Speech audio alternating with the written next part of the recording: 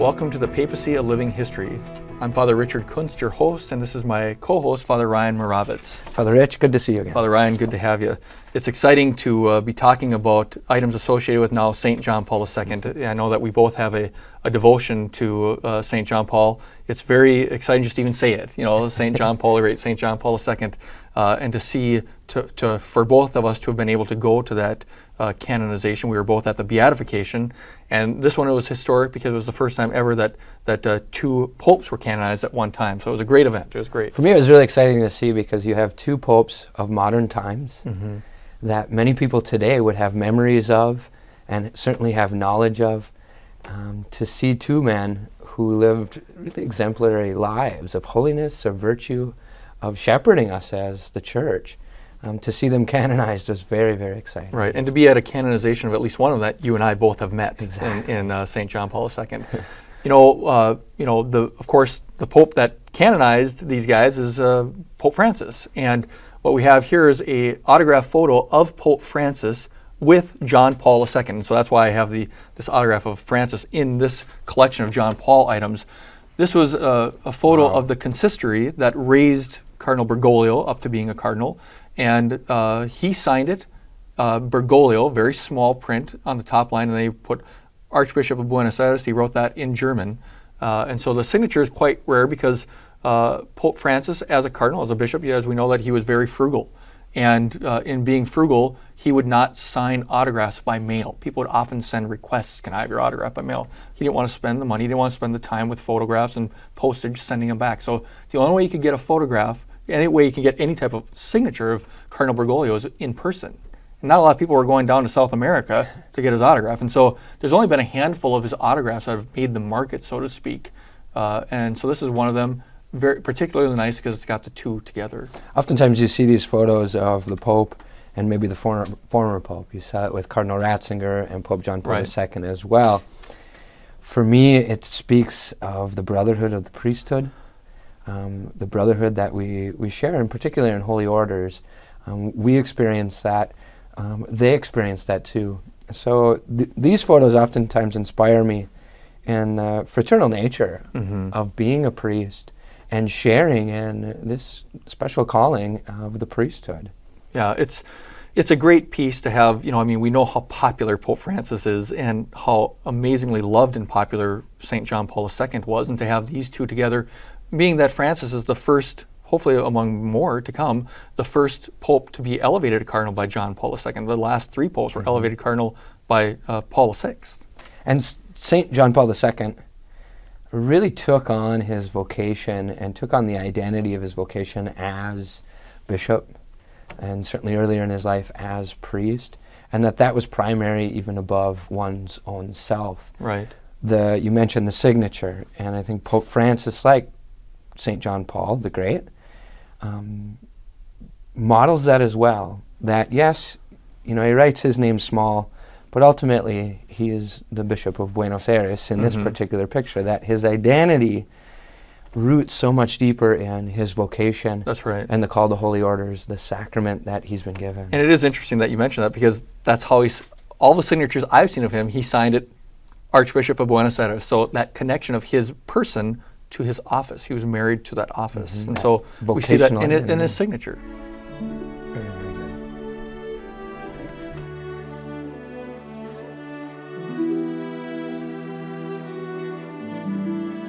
One of the things that we know that popes have done, cardinals, certainly bishops have done throughout history, is that when they have a major event associated with their pontificate or with their being a bishop or a cardinal, is that they will actually commemorate the event with a medal or a medallion of some sort. And what we have here is actually a medal. It's a large medal. It's a medal commemorating the 25th anniversary of, at the time, Cardinal Wojtyła of Krakow in 1971, the 25th anniversary of his being ordained a priest. And so it's a nice medal because we see things associated with popes prior to their being elected being quite rare, and because it was only made for a very localized audience. And so this would have been just for people in Krakow back in 1971. So for something like this to get out is unique and very interesting. We see his coat of arms as the cardinal there.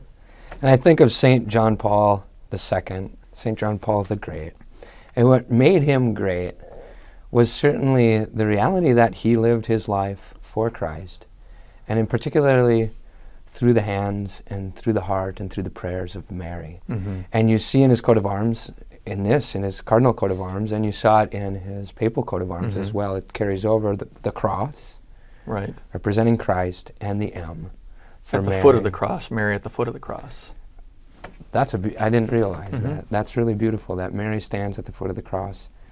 And saying in his motto of Totus Tuus, Mm-hmm. of totally yours, which became such a popular Right. motto throughout his papacy. It did. And continues to be. Yeah, and that's, it was actually a quote from St. Louis de Montfort's True Devotion to Mary, and which was also a very significant work spiritually for Cardinal Wojtyła, Bishop Wojtyła. But like you said, his motto became very well known. I was once asked this during Benedict's pontificate, brother priest said, "What's the motto of Benedict?" And I don't know what it is. And he said, "Well, you ought to know, if anybody ought to know," and I couldn't. But we all are familiar with John Paul's because he was so dedicated to Mary, so dedicated to Christ through Mary. And that's what made him a saint. Right.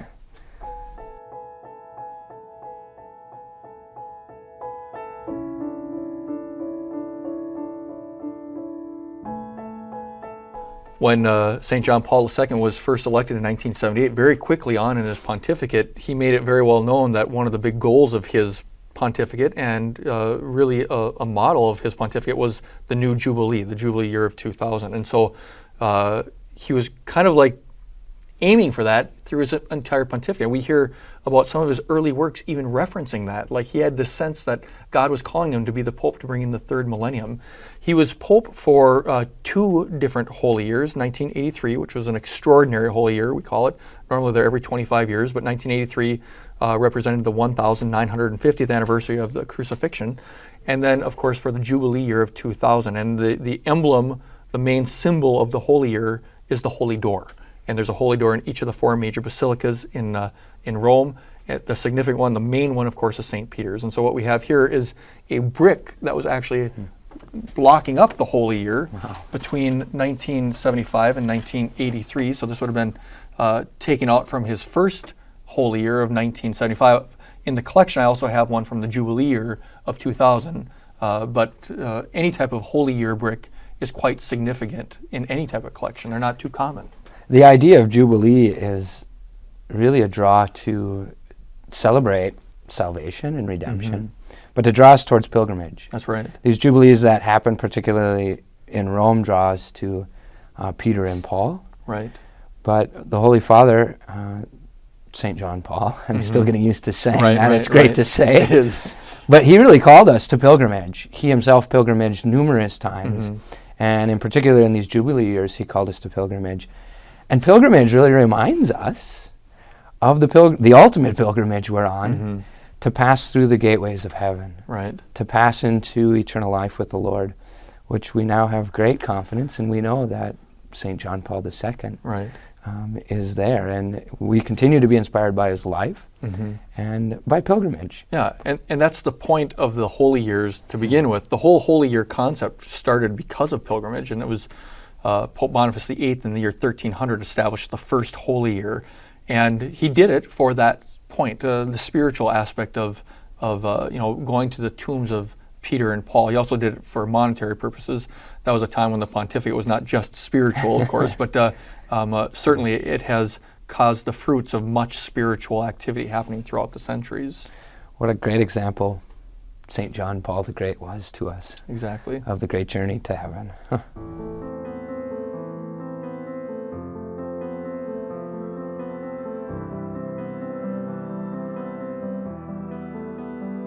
We see more and more today, because of the media attention to the office of the papacy and the person of the papacy, we see the human side, more than ever before, I'm sure.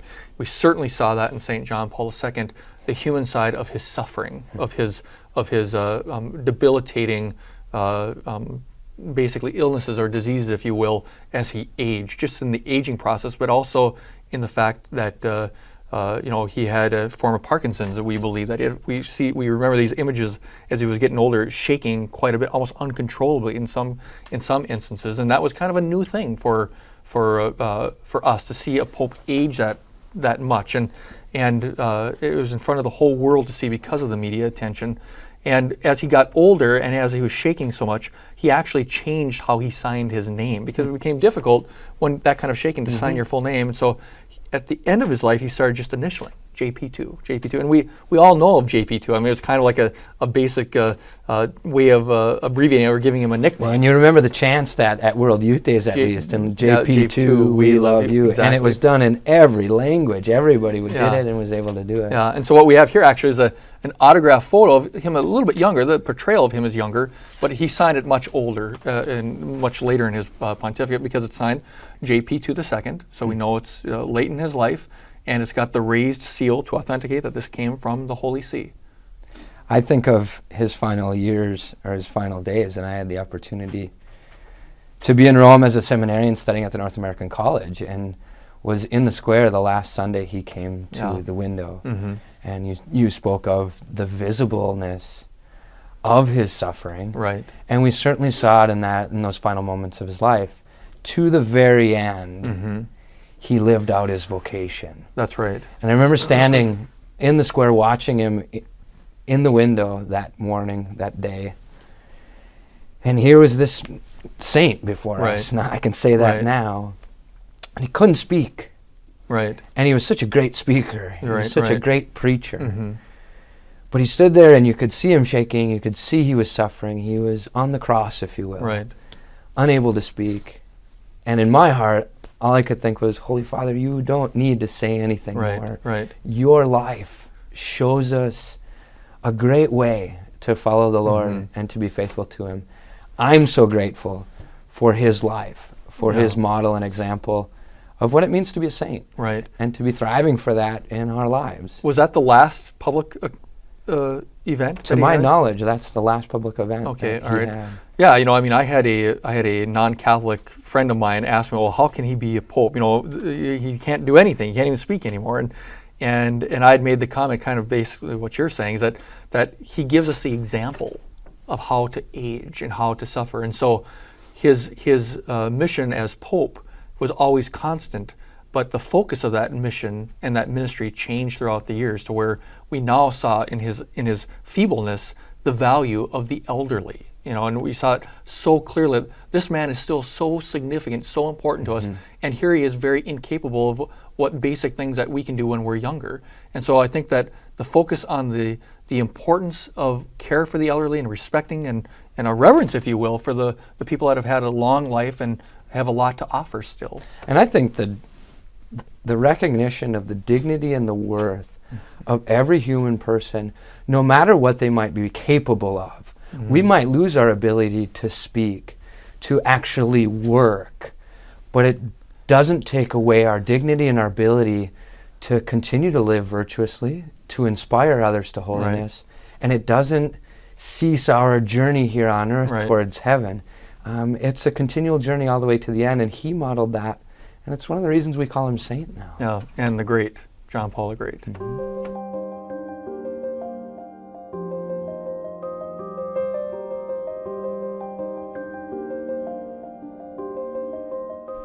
One of the things that John Paul is going to be most known for is his travels. Early on in his pontificate, probably the most significant trip he ever made, in fact, I would say arguably it was the trip that he went back home to Poland in 1979. This happened in June of 1979, and really that started that, by even secular historians say that ignited the fall of the Iron Curtain. And this here is a ticket for one of the masses during his time in Poland for that first trip. And it's significant. That's truly a relic to a significant moment in history, to think that the people of Poland were finally able to experience a religious leader out in public, because they didn't have that. They had no religious freedom up to that point. And a son of Poland come home as the pontiff. That's right. As the Pope, as the Holy Father. I read once that around 3 million people maybe saw him in Poland. And really the rest of the nation, in person, and the rest of the nation saw him on TV. What an inspiring event for them and for the world, and certainly, as you said, a moment in history. I notice on this that there's a stamp of Mary. Right. And again, we come back to Totus Tuus. Right. and to the Holy Father's closeness to Our Lady, to our mother, and his love for her. I just love seeing her in the midst of everything you see around St. John Paul II. And I think of him, with her now. Right. And what a beautiful thing to have the two of them together, as a team maybe interceding for us. That's right. And then a model for us priests who should look at Mary as our mother as well. Amen.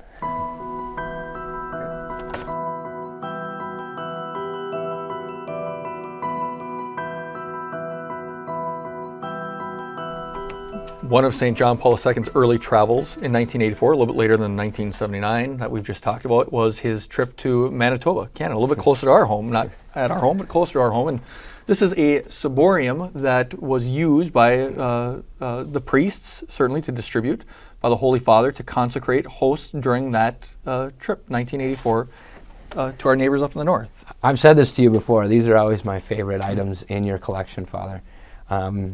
The connection of priesthood and the Eucharist that surrounds such a holy and great priest in St. John Paul the Great.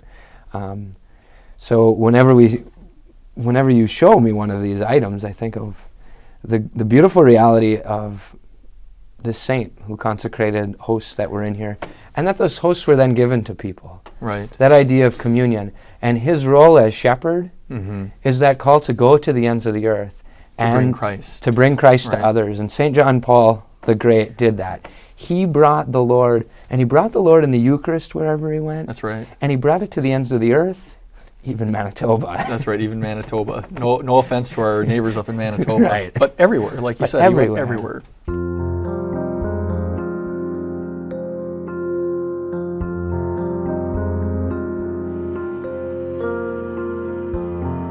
I've been very blessed on a number of occasions to celebrate Mass with St. John Paul II, and 3 of the times were particularly favorite to me because they were in his private chapel. And one of the times I can celebrate in his private chapel, I was very much blessed to have my parents along as well. And at the end of the Mass, the Pope would come out and then you can greet the Holy Father. And my mother is Jewish, still Jewish to this day, and I introduced my mother to St. John Paul by saying, "Your Holiness, this is my mother, she's Jewish." And the Pope said, "A Jewish mother to a Catholic priest, beautiful." And that was just, I love that. And that would be a reference to Jesus and Mary, right? Well, I think he was referencing myself and my mother in that instance. So, but it could be equated on either one, Christ the King as priest. But very interestingly is that Bishop Jivitz at the time was standing right behind the Holy Father. And he was a bit amazed that there's this Jewish woman with a Catholic priest. And so he went over and kind of cornered my mom afterwards and started talking to her. "Are you really Jewish? Are you really Jewish?" And they actually struck up a correspondence, the two of them, which was really cool from my standpoint. And my mom actually sent a copy, a commemorative copy of Crossing the Threshold of Hope to Jivitz and asked if he could get the Holy Father to sign it for me as a gift. And so that's what this is. He did. He signed it, and it took about 6 months to get it back, and I never thought I'd see it. But my mom always had faith that it would come. And sure enough, there it is, signed by John Paul II in the Jubilee year. We met him in the Jubilee year, at least. I think it was signed in 2001. But something very, very close to me personally. A lot of these things are rare in and of themselves, but this is significant to me because it came from my favorite Pope, my inspiration on the human level, through my mom, my Jewish mom. And what a great gift in recognizing motherhood. I think St. John Paul the Great really focused on the dignity and the beauty of motherhood. He spoke a lot about that. He wrote a lot about that. He wrote a great amount about it. Right. It's, again, there's so many examples of reasons that we would call him great. Right. And so many things that he did to draw us to the fullness of who we are, and particularly mothers. It's amazing that he would focus so much on that aspect of mother since he lost his mother at such a young age. He really looked at Virgin Mary as the mother, and so I think that was really a big, strong inspiration for him to really look at motherhood because of that devotion. What a great gift, Father Rich.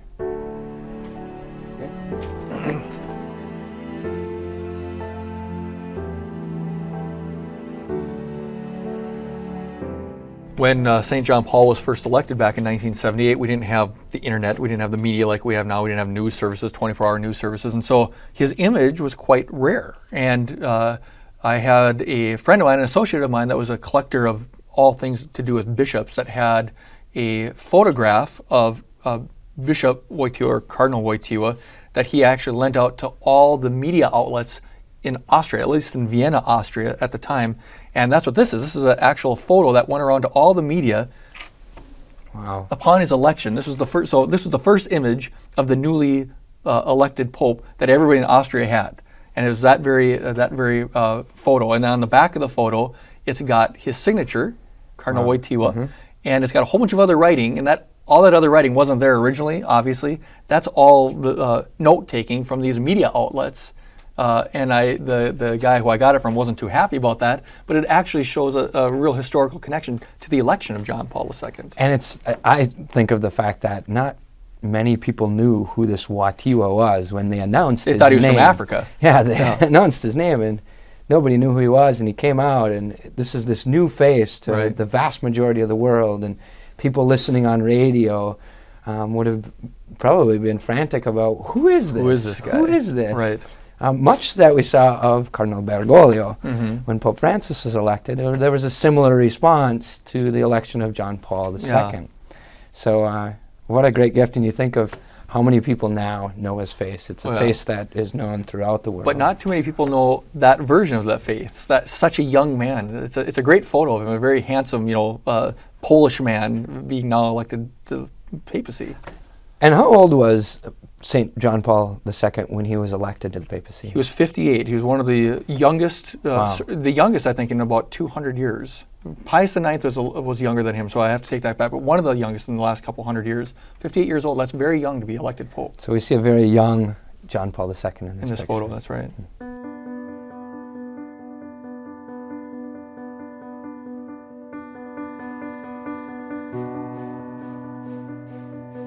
One of the first trips that St. John Paul II took, we've already referenced his trip to Manitoba, his trip to Poland. He also came to the United States within the first year of his pontificate, and that was 1979 when President Jimmy Carter was our president. And what this is a program that President Carter, or at least the White House, distributed to the people that were at the event that St. John Paul II was at in the White House. And it happens to be the first time, I should say, that a pope ever visited the White House. There's only one other time. Pope Benedict XVI also visited when President George H.W. Bush was president. So 2 times that a pope has visited the White House. This was the first one. I'm always inspired by something like this as well, to remember that the Holy Father is called to reach out to all people, to all nations, to leaders of other nations. So you see that. You see photos of St. John Paul the Great with numerous world leaders, but you also see him going to the poorest of the poor with Mother Teresa. Right. And that he really reached out to so many different nations and peoples and cultures. It's really an inspiring component of his life. He met more world leaders than anybody ever has in history. Wow. You think of that. I mean, we know that the Vatican City State is not a military power, but it's a very strong political power. And everybody wants to meet the Pope. From presidents to prime ministers, kings, queens. And so we certainly see that. This gives a sense of his longevity. He met Jimmy Carter. He was Pope all the way up to George W. Bush. And so all those presidents in between, he met them, and they met him, and they wanted to meet him. They wanted to be seen with him. So many great examples of this saint, yes, and the many good things that the Lord did through him. Right.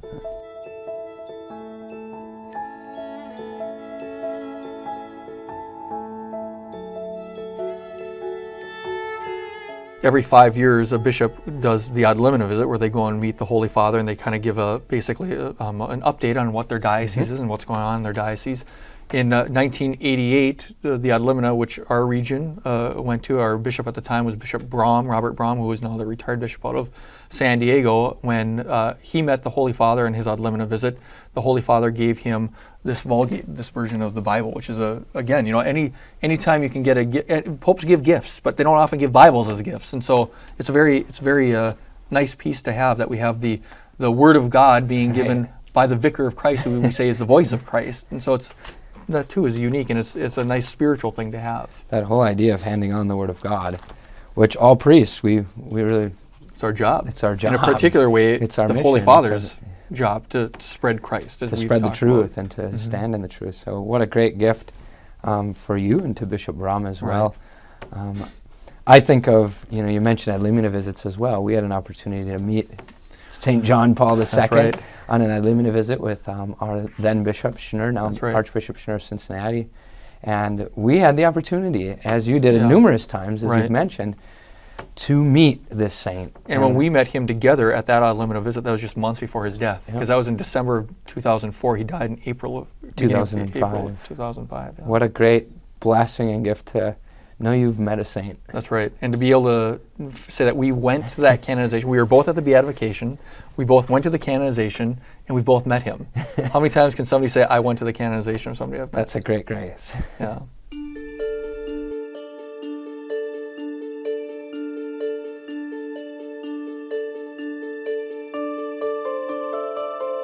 We, with Pope Francis now, we know that as a bishop, as a cardinal, he was very frugal, and he wanted to, the reason why, he wasn't frugal for the sake of being frugal, he wanted to be frugal to focus on, we give our resources to those who are in need, to the poor. Pope Francis has famously said he wants a poor church for the poor. And one of the things that happened often with papal events was that the Pope, when there's a major event, you'd see all these bishops and all these cardinals up there with him at concelebrating. The Holy See would actually produce nice bound copies of sacramentaries. And sacramentary, of course, we call it the Roman Missal now, of the bishops to be able to follow along with the Mass. And so these are actually 4 different concelebrating sacramentaries from different events that John Paul II went to. Now, we're going to, we saw the example of the same thing with a whole bunch of bishops and a whole bunch of cardinals back in the canonization, to see them also concelebrating. We certainly see this with all these bishops, and these are tangible aspects of their concelebrating with St. John Paul the Great. And another great example of the Holy Father celebrating Eucharist, the primary thing that we're called to as priests. And I see this one from Toronto, That's a right. Mass that we were at. We were both concelebrated at. What a great gift to be able to have these items, to be inspired by this great saint. Exactly. There's another one from the Holy Land, which I think was maybe the most significant of the 4 events that I went to. But Incredible. all of these things are certainly making the papacy a living history, and would like to thank you for joining us again for the papacy, the living history, and hopefully we'll see you again next time.